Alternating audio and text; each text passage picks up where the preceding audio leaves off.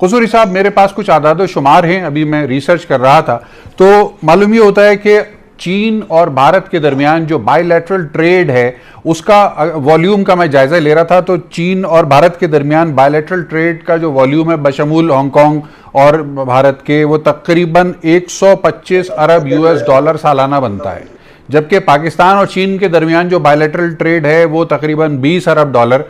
سالانہ بنتا ہے۔ تو اب ایسے تناظر میں کہ جب دنیا معاشی مفادات کو سب سے اوپر رکھتی ہے، کس حد تک اس بات کا امکان نظر آتا ہے کہ بھارت زیادہ عرصے چین کے ساتھ ناراضگی والی فضا کو افورڈ کر سکتا ہے؟ صاحب، ایک سوال ہے، ایک بحث ہے بلکہ، وہ یہ کہ گزشتہ سال اگست کے مہینے میں نریندر مودی کی جانب سے جو 370 کو ایبروگیٹ کیا خود اپنے آئین کو بھارت کے، انہوں نے گو کہ یہ ان کا الیکشن سے پہلے وعدہ بھی تھا، چناؤ مدعا بھی تھا ان کا کہ وہ کشمیر کی جو ایک خصوصی حیثیت ہے بھارتی آئین میں اس کو تبدیل کر دیں گے۔ انہوں نے اس کے اوپر قدم اٹھایا اور اس کے بعد ایبروگیٹ کیا اپنے آئین کو۔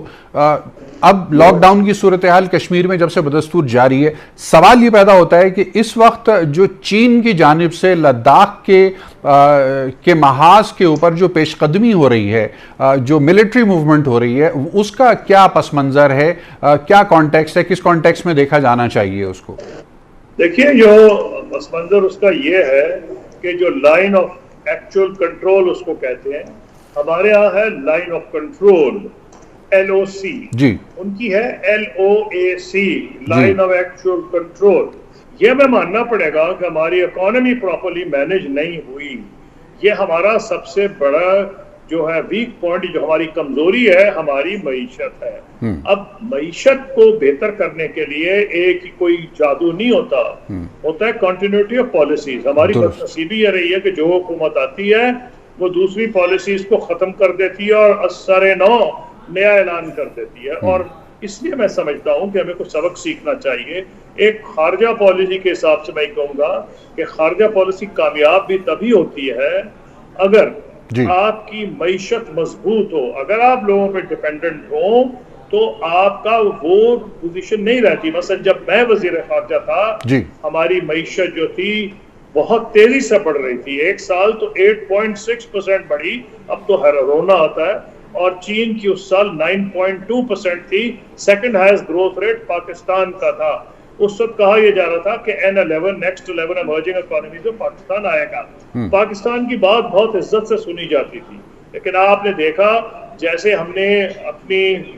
خرچیاں بڑھائیں اور کوئی حساب نہیں رکھا خرچ کا، آپ کے سامنے حالات ہیں، کرپشن کا نتائج ہیں، یا ہماری فضول خرچیاں آپ کہہ لیں، ہماری ترجیحات کا غلط تعین، کہ پھر ہمیں IMF کے پاس جانا پڑ گیا اور اپنا ہاتھ پھیلانا پڑا اپنے دوستوں کے سامنے۔ اس کا بہرحال ہم نے ایک قیمت ادا کی ہے، لیکن اس کا یہ مطلب نہیں کہ پاکستان کی جو کلیدی اہمیت ہے، یعنی کہ اس کا ایک اسٹریٹجک لوکیشن، اس کی ایک مضبوط فوج، اس کا واحد دنیا کی نیوکلیئر مسلم پاور ہونا، اس میں تو کوئی تبدیلی نہیں آئی۔ اور یہی وجہ ہے کہ آج پاکستان کی بات جو ہے بہت غور سے سنی جاتی ہے، اور میں یہ سمجھتا ہوں کہ ہمیں لیکن اپنی طاقت کو بڑھانا پڑے گا، خاص طور پر معاشی طاقت کو، کیونکہ معاشی طاقت کے بغیر خارجہ پالیسی میں اس قسم کی کامیابی، کئی لوگ کشمیر کے بارے میں بات کرتے ہیں، پاکستان کی آواز زیادہ بہتر طریقے سے سنی جائے گی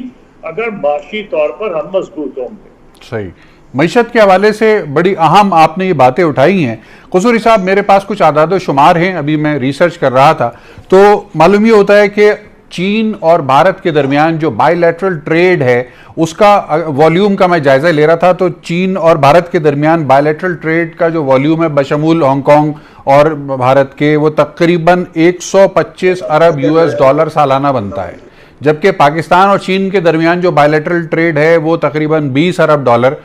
سالانہ بنتا ہے۔ تو اب ایسے تناظر میں کہ جب دنیا معاشی مفادات کو سب سے اوپر رکھتی ہے، کس حد تک اس بات کا امکان نظر آتا ہے کہ بھارت زیادہ عرصے چین کے ساتھ ناراضگی والی فضا کو افورڈ کر سکتا ہے، یا عملی طور پر بھارت گھٹنوں پہ جاتا ہوا نظر آ رہا ہے آپ کو؟ دیکھیں، چین کے بھی مفاد میں ہے کہ وہ भारत से जंग ना हो। चीन की ये कोशिश है कि भारत से जंग ना हो। चीन ये नहीं चाहेगा कि भारत से जंग हो, क्योंकि चीन भी ये समझता है कि उसकी मईशत को एक धक्का लगेगा और वो उसकी जो इमेज इंटरनेशनल है वो एक पीस लविंग कंट्री की है। तो मैं नहीं समझता कि वो चीन जरूर तो लड़ने के लिए वो अपने पर तोल रहा है, लेकिन जो उनके प्रेसिडेंट का बयान आया है कि अपनी फौज उनकी तैयार रहे, वो उस पस मंजर में आया है जब प्रेसिडेंट ट्रंप ने एक Ha ha ha ha!